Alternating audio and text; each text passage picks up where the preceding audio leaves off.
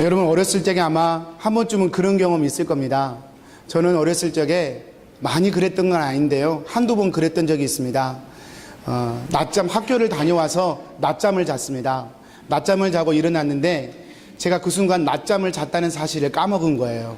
그리고 낮잠을 잤다는 사실을 까먹고 잠에서 깨고 시계를 보니까 7시가 넘은 것입니다. 정확히 몇 시인지 기억은 나지 않은데요, 하여튼 7시가 훌쩍 넘었어요. 저는 깜짝 놀랐습니다. 왜냐하면 7시면 학교 갈 시간이 지났기 때문에 그렇습니다.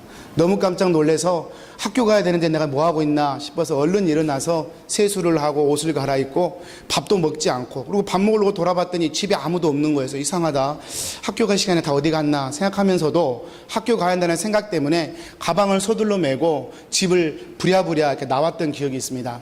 저희 집이 동네에서 3번째 집이어서요, 저희 집을 나오면 항상 마을 회관이 바로 이렇게 있습니다.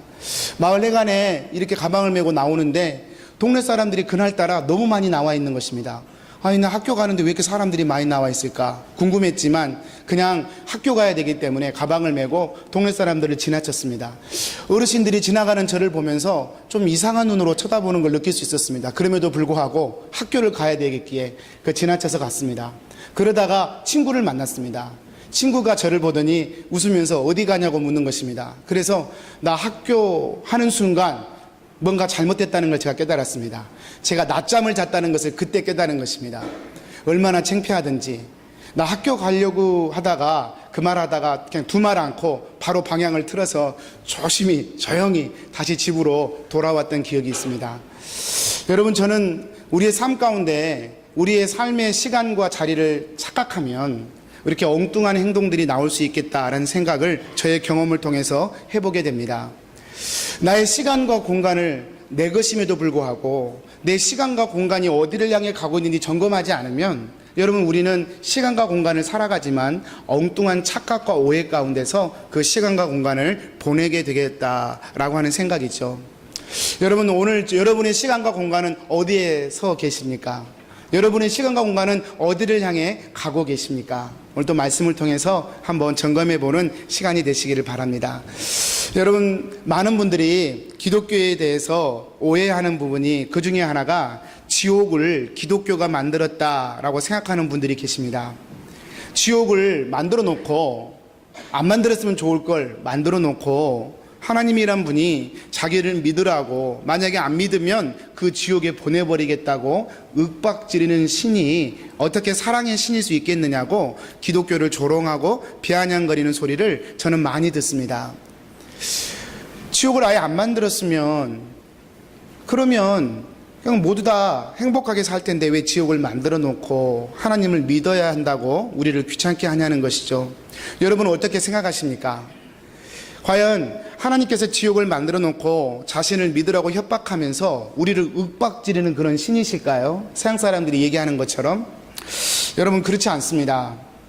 결론부터 말씀드리면 지옥은 하나님께서 우리를 벌하시기 위해서 일부러 만드신 곳이 아닙니다. 그냥 성경에는 지옥에 간다는 표현들이 있고 지옥이 있다고 표현되어 있지만 그 지옥을 하나님이 만들어 놓고 나를 안 믿으면 괘씸하니까 그곳에 집어넣겠다라고 말씀하시는 하나님이 아니라 그 말입니다. 예를 들면 저희 교회는 여기 협동 목사님으로 계시는 안 목사님이 계십니다. 이 군대 베이스에 군부대에서 채플린으로 사역하고 계시는 목사님이시죠. 목사님과 제가 이렇게 차로 이렇게 커피를 마시면서 담소를 나누다가 목사님께서 하시는 채플린 사역 중에 가장 힘든 사역이 무엇인지를 제가 들어본 적이 있습니다. 여러분, 우리 안 목사님 사역 중에 무엇이 제일 힘들까요? 물론 영어일 것입니다. 저는 참 대단하다고 생각해요. 하여튼 영어로 하시는 분들은 참 제가 존경합니다. 해도 안 되는데 저는 하여튼 영어로 설교하고 이런 것도 힘들 거라고 생각해요. 근데 안 목사님께서 그것보다 그거는 그냥 하는 거고 정말로 사역할 때 힘드신 것이 있다고 제게 말씀하신 적이 있습니다. 그게 뭔고 하니, 여러분, 채플린 사역 중에 하나가, 여러분, 아프가니스탄이나 이라크에 군대가 파병되지 않습니까? 그러면 가끔 자주 있는 일은 아니지만 전사자가 발생합니다.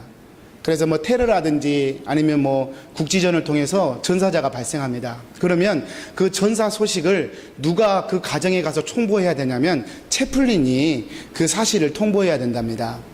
그래서 이 안 목사님도 몇 번 그런 일을 하셨대요. 아프가니스탄에 멀리 자녀나 아니면 남편을 보낸 가정에 찾아가서 그 가정에 가서 배를 누르고 다음에 얼굴을 맞대고 전사 소식을 통지해 줘야 되는 것입니다.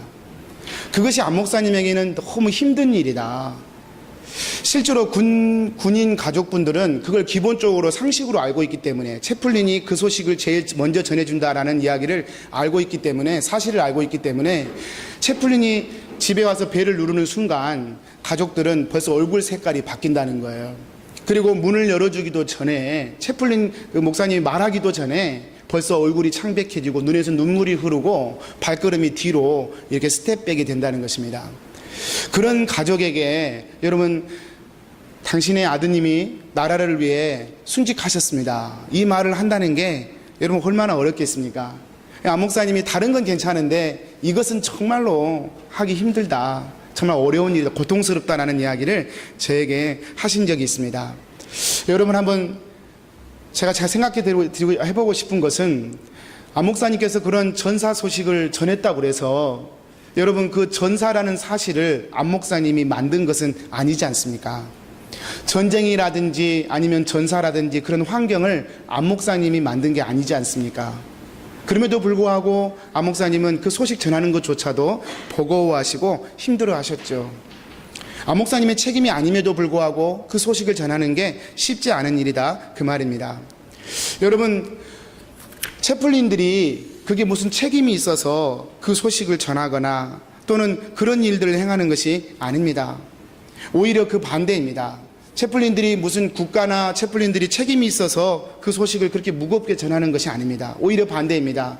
나라에서는, 국가에서는 아프가니스탄이나 이런 전쟁 지역에 파견된 군인이 순직했을 경우에 그 소식을 가족이 듣는 경로가 여러 가지 있대요. 인터넷이라든지 아니면 개인적인 어떤 소식이라든지 아니면 방송이라든지, 이런 소식을 통하여 가족의 순직 소식을 듣게 하는 것이 나라의 입장에서는 매우 불명예스러운 일이라고 생각을 한다는 것입니다.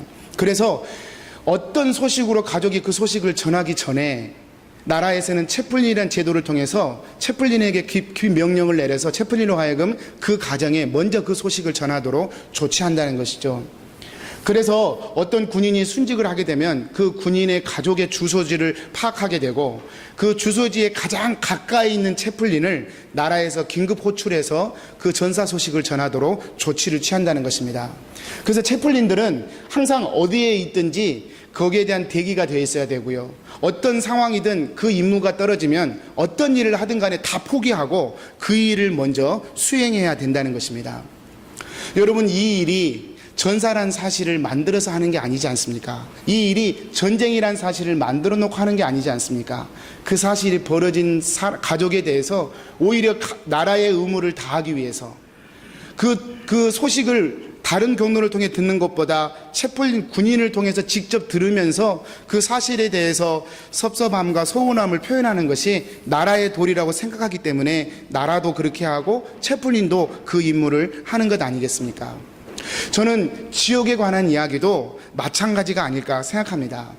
세상 사람들은 지옥에 대한 이야기를 하면 매우 기분 나빠합니다. 그리고 지옥이란 상태와 지옥이란 것에 대해서 생각하기보다는 그 지옥을 얘기하는 성경에 대해서, 기독교에 대해서 왜 그런 이야기를 하냐고 무작정 화살을 돌립니다.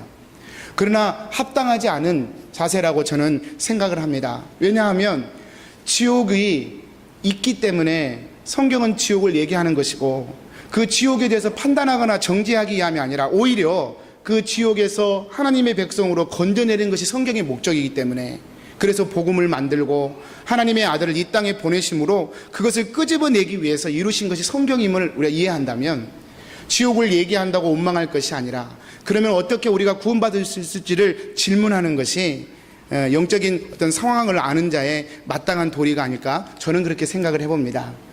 여러분, 우리가 흔히들 생각하는 죄들이 있습니다. 이 죄 때문에 우리가 지옥으로 가는데요, 이 죄라고 하는 것들에 대해서 많은 분들이 죄에 대해 착각합니다. 늘 말씀드렸지만 여러분, 우리가 도둑질을 하고 거짓말하고 시기하고 질투하는 이런 죄의 어떤 형태들은 사실은 죄의 본질이 아니라 죄의 열매들입니다. 죄의 본질이 있어서 그 본질에서 삐져나온 열매를 맺은 열매들로 거짓말도 하고 도적질도 하고 그렇게 하는 것입니다. 이건 마치 사과나무에서 사과가 열리는 것과 같은 이치입니다. 그래서 많은 분들은 나는 도적질을 안 하지, 나는 그래도 양심대로 살지, 나는 그래도 살인하거나 간음이나 이런 것들 나는 범하지 않았지, 그러니까 나는 죄인은 아니야, 죄인이더라도 그렇게 큰 죄인은 아니야 라고 스스로를 생각하게 됩니다. 그러나 여러분, 이것은 역시 성경적으로 보면 맞지 않습니다. 이는 마치 사과 열매가 없다고 해서 사과나무가 아닌 것이 아닌 것과 같은 이치입니다. 여러분, 사과 열매가 없다고 해서 그 사과나무가 배나무가 되는 것은 아닙니다. 사과 열매가 없어도 사과나무는 계속해서 사과나무입니다. 그러면 왜 사과나무에 사과가 안 열릴까요? 환경이 아직 안 되었기 때문에 사과가 안 열린 것뿐입니다. 여러분, 우리 모든 사람은 죄의 가능성과 본질을 갖고 있기 때문에 환경과 여건만 되면 누구도 죄를 지을 수밖에 없는 사람입니다. 그래서 나는 도둑질을 하지 않았지라고 생각하지만 사실은 환경만 조성이 되면, 도둑질 할 수밖에 없는 여건이 조성되면 우리 중에 누구라도 그것을 범하지 않을 수 있는 사람은 없다는 것입니다. 이것이 죄의 본질에 관한 성경의 이야기입니다. 그래서요, 사람들이 생각할 때 나는 도둑질도 안 하고 성실하게 살고 남에게 해코지도 안 하고 사는 나는 죄인이라고 생각하지 않아 라고 생각하는 그 경향에 대해서 예수님은 늘 그 죄의 본질에 대해서 말씀하셨죠. 여러분, 예수님이 바리새인들과 서기관들에게 하신 말씀을 여러분 눈으로 한번 보시기 바랍니다. 나는 살인하지 않았어, 나는 누구를 죽이지 않았어, 그래서 나는 의로운 사람이야 라고 생각했던 바리새인들에게 예수님이 하시는 말씀이, 내가 너희에게 말하는데 직접 살인한 자가 아니라 형제를 향하여 분노를 품는 자만 다도, 라가라 하는 말은 우리말로 말하면 미친놈? 요 정도 돼요. 그냥 가볍게 하는 얘기예요. 가볍게 하는 이야기인데, 라가라 하는 욕만 해도 그 사람 어떻게 된다고요? 잡혀갈 것이다. 형제를 향해 미련한 놈이다, 스투핏. 우리 아이들이 입에 달고 살아요, 스투핏이. 그래서 맨날 제가 야단을 치는데, 미련한 놈이라고 말만 해도 그거 어떻게 된다고요? 지옥불에 들어가게 되리라 주님이 말씀하십니다. 이 이야기는 너희들 다 죽을 것들이야 이런 수준의 이야기가 아니라요, 사람의 죄의 본성을 사람이 어찌할 수 없음에 대해서 예수님이 깨닫게 하기 위해서 말씀하신 거예요. 여러분, 간음하지 말라라는 말씀도 마찬가지죠. 많은 사람들이 나는 간음하지 않아, 나는 여자를 그렇게 힘으로 제압하거나 규정에 어긋난 관계를 맺지 않아 라고 스스로를 합리화시키고 또 의롭게 생각을 하지만, 예수님은 뭐라고 말씀하시냐면, 간음, 여자를 보고 음욕을 품고 여자를 보는 자마다, 여러분 여기서 자유로울 남자 있으세요? 없을 겁니다. 음욕을 품고 여자를 보는 자마다 마음에 이미 간음하였다라고 예수님이 말씀하십니다. 그것은 죄의 본질을 얘기하는 것입니다. 여러분, 우리가 얌전해도요, 제가 보기엔 얌전해도요, 여러분 환경과 여건, 완벽한 비밀이 보장된다고 하면, 또는 완벽하게 아무 문제도 없다고 한다면 저도 자신하지 못합니다. 누구도 자신할 수 없다 그 말입니다. 왜냐하면 그 죄의 가능성이 우리 안에 심겨져 있기 때문이죠. 그래서 사람들이 생각하는 의에 대한 기준과 죄에 대한 기준과 성경이 얘기하는 죄에 대한 기준과 의에 대한 기준이 이렇게 다르다는 것입니다. 스스로의 의의 가능성을 믿고 나는 의로울 수 있어, 나는 노력하고 예를 쓰면 나는 의로운 사람이 될 수 있어 라고 열심을 내는 사람들에 대해서 로마서는 이렇게 기록합니다. 여러분, 로마서 10장 2절에서 3절인데요 눈으로만 한번 보시기 바랍니다. 이렇게 얘기합니다. 하나님께 열심이 있으나, 의를 향하여 내 스스로의 가능성을 두고 난 노력하면, 방법을 몰라서 그렇지 방법을 알면 나는 의로워질 수 있어. 그래서 방법을 가르쳐 주셨어요. 그게 뭐예요? 율법이에요. 율법을 통해 나는 의로워질 수 있어 라고 유대인들은 열심히 하나님을 섬겼습니다. 그런데 그거에 대해서 사도 바울은 이렇게 얘기해요. 열심이 있으나 올바른 지식을 따른 것이 아니다 라고 얘기합니다. 하나님의 의를 모르고 한 일이다, 하나님의 의에 복종하지 못하는 것이다 라고 이야기를 합니다. 여러분, 그래서 성경은 우리 인간들에 대해서, 인생들의 삶에 대해서 좀 우리가 갖고 있는 생각과 기준과는 좀 다른 그런 차원으로 계속해서 몰아갑니다. 하나님의 의를 모른대요. 나의 열심히 도덕과 선을 이루려고 하는 착한 삶을 두고 칭찬하지는 못할 망정 오히려 그런 삶을 두고 하나님의 의를 복종하지 못한 삶이라고 성경은 우리를 몰아붙입니다. 그러면 도대체 하나님의 의가 뭐길래 우리를 그렇게 말씀하시는 걸까? 바로 다음 절에서 성경이 그 답을 얘기해 줍니다. 4절 말씀이에요. 그리스도는 모든 믿는 자에게 의를 이루기 위하여 율법의 마침이 되시니라. 우리에게 가능성을 두고 우리의 열심과 노력으로 하나님의 의의 기준에 도달할 수 있다고 생각하는 것들을 성경은 다 눌러버리고요. 그것이 아니라 예수 그리스도로 말미암아 율법의 완성자 되시고 마침이 되시는 예수 그리스도를 믿음으로 말미암아 우리 모두는 하나님의 의의 기준에 합당한 자가 된다라고 말씀하시는 것입니다. 여러분, 이것이 믿음의 근간입니다. 우리가 의롭다고 할 수 있는 것은 나의 선이나 내가 했던 어떤 업적이나 내가 무엇인가를 이뤄냈던 것에 근거하지 않고 나를 위하여 이 땅에 오셔 율법의 마침이 되신 하나님의 아들의 그 은혜로 말미암아 우리는 하나님의 의에 합당한 하나님의 사람이 되었다 고백하는 것입니다. 이 고백이 저와 여러분을 살게 하는 것이죠. 스승 예수를 배반했던 베드로, 그리고 스승 예수를 배반했던 가룟 유다, 둘 다 죄인이었습니다. 그러나 한 사람, 베드로에게는 이 예수의 의가 있었고 한 사람에게는 예수의 의가 없으므로 한 사람은 어둠이 되고 한 사람은 천국이 되었던 것이죠. 사랑하는 여러분, 이 시간 예수 그리스도의 의가 저와 여러분 안에 날마다 회복되고 부어지기를 축복합니다. 오늘 말씀으로 돌아가 보면요, 짧게 정리하고 말씀 마치겠습니다. 예수님을 잡아간 사람들이 예수님을 대제사장 가야바의 집으로 끌고 갑니다. 그리고 예수를 죽이기 위해서 이유를 찾아내기 시작합니다. 그게 신문이죠. 죽이고 싶은데 죽일 이유가 필요했어요. 그래서 그 이유를 찾아내기 위해서 신문을 하는데 대제사장들이 거짓으로 여러 증거들을 댔지만 여러분, 거짓이 워킹하지 않죠. 더군다나 예수님 앞에서 그것이 워킹하지 않죠. 예수님이 대꾸도 하지 않았어요. 거짓으로 증거를 대니까 예수님이 아예 아는 척도 하지 않았습니다. 그러자 이 한참 후에 대제사장들은 마지막으로 두 사람을 증인으로 세웁니다. 그리고 그 증인의 이야기를 나누게 합니다. 그 증인의 이야기가 뭐였냐면 이 예수님이 하나님의 성전을 헐고 사흘 동안에 지을 수 있다 하더라 라고 하는 이야기를 했다라고 하는 것을 이야기하게 합니다. 실제로 예수님 그렇게 말씀하셨어요. 성전을 헐어버리면 내가 사흘 만에 내가 짓겠다라는 말씀을 하셨어요. 종교 모독죄입니다. 이 종교 모독죄, 성전 모독죄에 대해서 이제 대제사장이 증인을 통해서 그 일을 신문할 때 예수님이 그 질문에 대해서도 침묵하셨음을 말씀을 통해 봅니다. 예수님이 대꾸하지 않으셨어요. 성전 모독죄는 굉장히 중요한 죄인데도 불구하고 그 죄에 대해서 대제사장이 추궁할 때 예수님이 침묵하셔 버립니다. 예수님이 침묵을 하시자 대제사장이 이번에는 다른 문제를 가지고 또 예수님을 추궁해요. 뭐라고 추궁하냐면 내가 하나님의 아들 그리스도냐라고 묻습니다.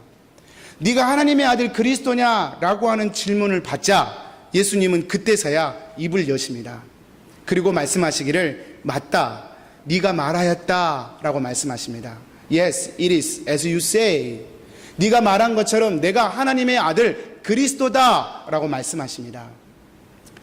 여러분, 저는 말씀을 묵상하면서 왜 예수님이 침묵하시다가 이 부분에 대해서 하나님의 아들이냐고 묻는 질문에 대해서는 왜 대답을 하셨을까? 왜 침묵하시다가 예수님이 이 부분에 대해서는 대답을 하셨을까? 제 나름대로 한번 상황을 한번 연상해 보았습니다. 왜 그랬을지는 대제사장들의 반응을 보면 알 수 있습니다. 성전에 관한 질문을 던졌을 때 예수님이 침묵하셨을 때는 대제사장들이 크게 반응하지 않았습니다. 왜냐하면 성전을 모독하는 죄는 그냥 죄일 뿐이에요. 그것 때문에 예수님을 죽여야 된다거나 예수님이 죽어야 된다거나 그런 큰 문제가 아닙니다. 대제사장의 지금 목적은 예수님을 죽이는 거예요. 죽일 의도를 찾아내야 되기 때문에 그것은 그냥 던지는 질문이고 진짜 질문은 나중에 있었던 것이죠. 대제사장들이 성전 모독죄에 대해서 예수님이 침묵하셔도 반응하지 않더라 그 말입니다. 그런데 이제 예수님께서 입을 열어서 이제 내가 하나님의 아들이다, 그리스도다 라고 대답하는 순간 대제사장들은 옷을 찢으면서 분노를 표시합니다.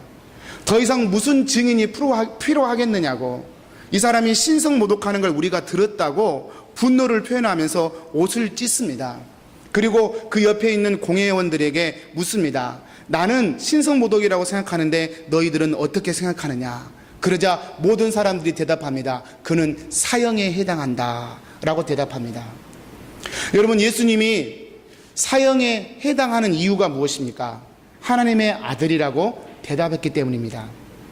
하나님의 아들이라고 대답했기 때문에, 그러지 않았으면 다른 모든 죄들, 성전을 좀 모독하고 유대인들을 좀 모독하고 율법을 좀 무시하고 이런 모든 것들은 예수님이 죽으실 만큼 심각한 죄가 아니었습니다. 근데 한 가지, 하나님의 아들이기 때문에 예수님은 십자가에 달려 죽으셔야 했다, 그 말입니다. 예수님이 왜 굳이 침묵하시다가 예수님이 왜 굳이 이 부분에 대해서만 말씀하셨을까 한번 생각해 보아야 합니다. 여러분, 예수님은 평상시에는, 여러분 이 말이 여러분에게 좀 굉장히 새롭게 들리시겠지만, 사실 예수님은 평상시에는 자신이 하나님의 아들 그리스도라는 사실을 매우 많이 감추셨습니다. 드러내지 않으셨어요. 마태복음 16장에 보면 예수님께서, 베드로가 예수님에 대해서 이렇게 신앙의 고백을 하자 예수님께서 칭찬하십니다. 그리고 말씀하시기를 경고하셔요. 자기가 그리스도인 것을 아무에게도 이르지 말라 말씀하십니다. 내가 하나님의 아들인 것을 가서 다른 사람에게 얘기하지 말라 말씀하셔요. 제자들에게, 그리고 메시지를 주고 싶은 몇 사람에게는 나타내셨지만 대중에게 자신이 그리스도인 것을 드러낸 적은 사실 없어요. 의외로 그렇습니다. 성경에 보면 제자들이 변화산에서 예수님의 영광을 목도합니다. 모세와 엘리야와 예수님이 변화산에서 영광스럽게 변화된 걸 봐요. 그리고 난 뒤에 제자들이 너무 놀래가지고 납작 엎드립니다. 그때도 역시 예수님이 같은 말씀하십니다. 마태복음 17장이죠. 넘겨주세요. 예수님께서 명하여 이르시되, 이렇게 얘기합니다. 내가 살아날 때까지는 지금 본 것을 아무에게도 말하지 말아라. 자신이 하나님의 아들인 것을 오히려 감추셨어요. 여러분, 이것을 신학적으로 메시아의 은닉성이라고 얘기합니다. 마치 씨앗을 감추시듯 예수님께서 자신이 하나님의 아들이고 그리스도인 것을 감추셨어요, 여러분.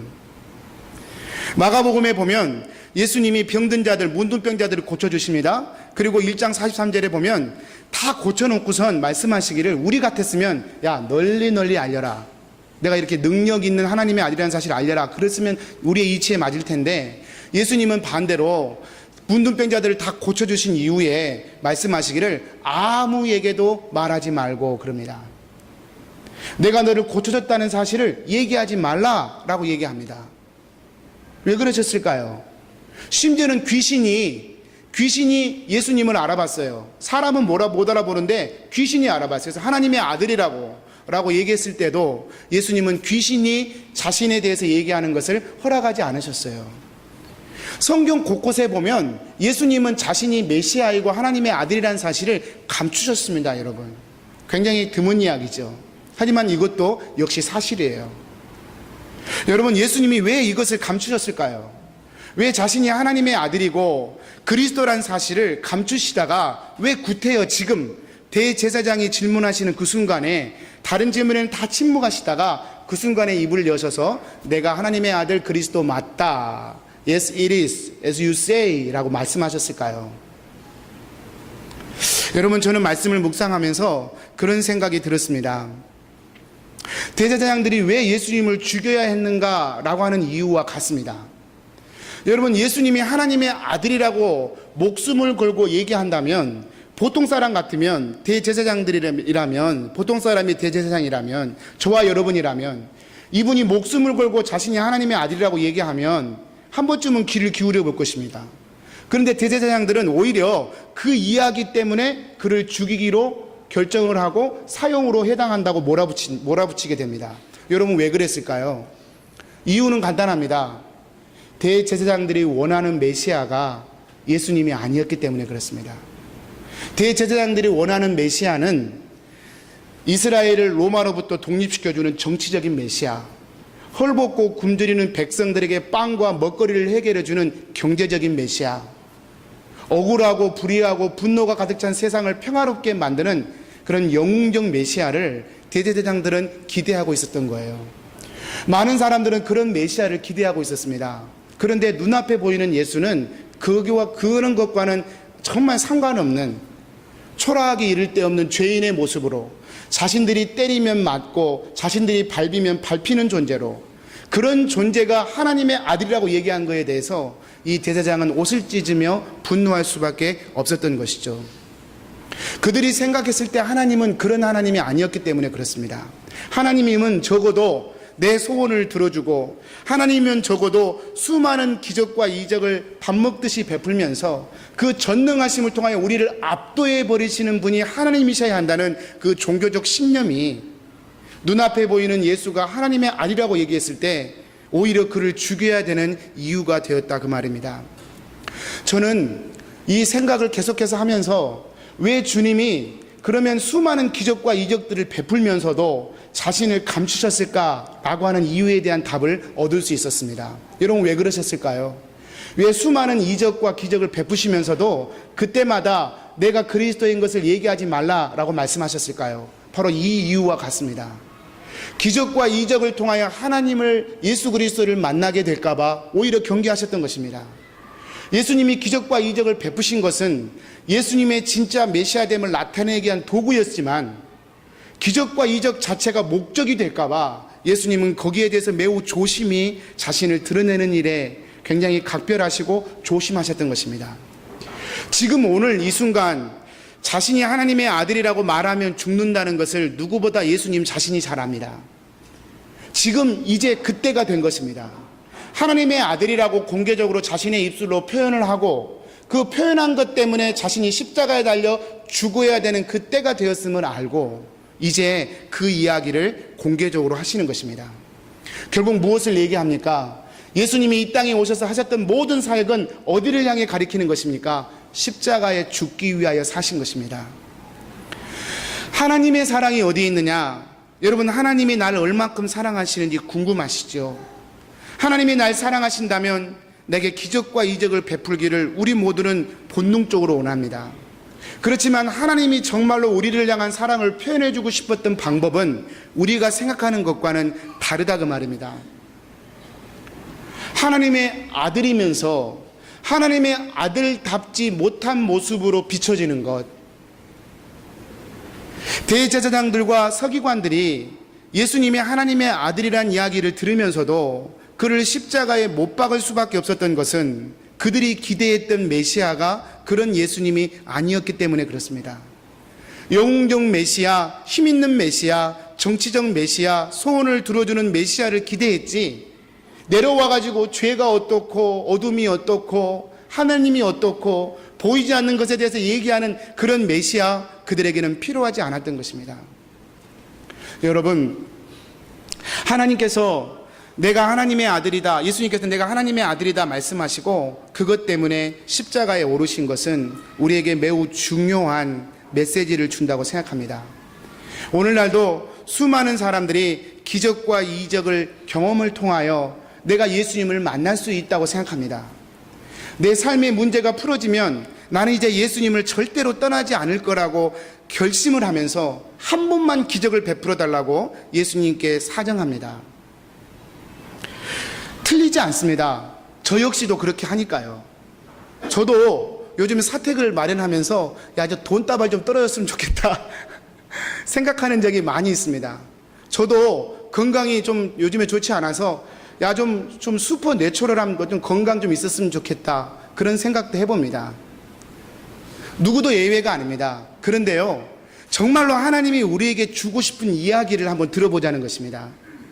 수많은 기적과 이적들을 베푸셨지만 예수님은 거기에서 자신의 그리스도 되심을 드러내려고 하지 않으셨습니다.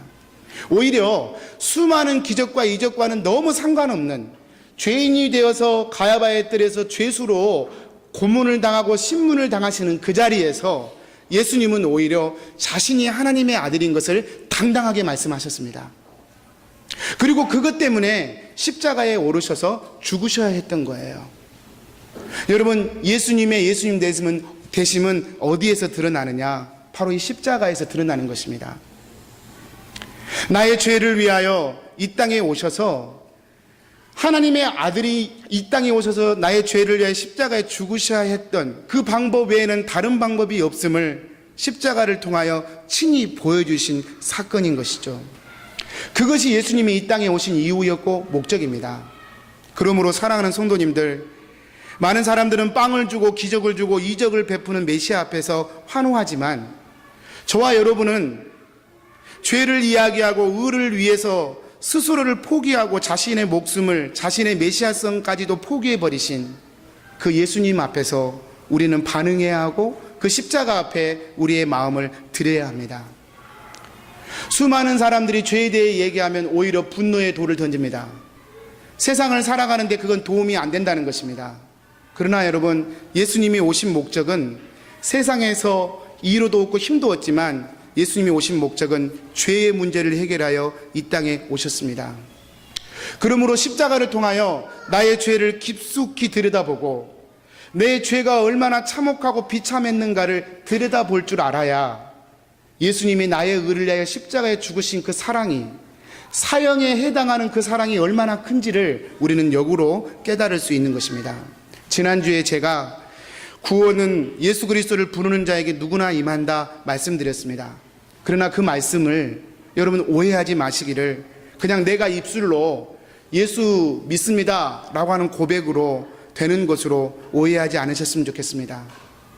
예수님은 나의 구주입니다 라고 하는 고백은 나의 죄와 나의 어둠을 알고 그것을 위해서 스스로 사형에 해당하는 그 고백의 자리에 스스럼 없이 들어가 버리신 하나님의 아들, 그래서 그 하나님의 아들이 그 죽으심의 은혜를 내가 알기에 그 하나님의 아들을 나의 주인으로, 주님으로 고백하는 그 믿음의 고백을 얘기하는 것입니다.